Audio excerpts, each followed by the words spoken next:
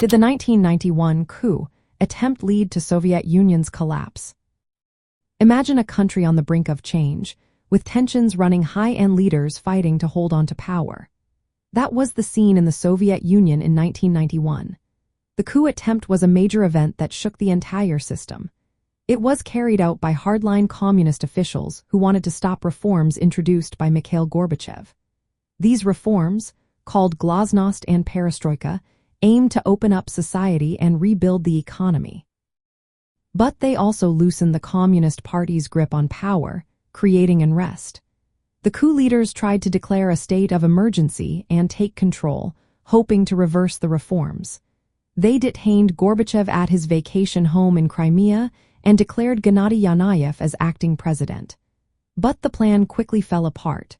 People in the streets and leaders in Russia opposed the coup. Boris Yeltsin, the president of the Russian Soviet Federative Socialist Republic, became a symbol of resistance. He stood atop a tank outside the Russian parliament building, rallying support. The coup lasted only 3 days before collapsing.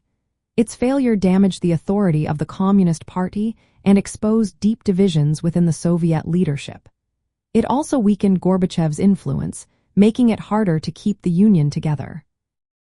The internal strains in the Soviet Union had been building for years. Economic stagnation, rising nationalist movements in republics, and reforms all created instability.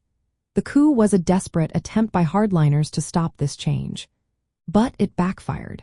The event accelerated the push for independence among the republics. Yeltsin and other leaders gained more power, and the unity of the Soviet Union started to unravel.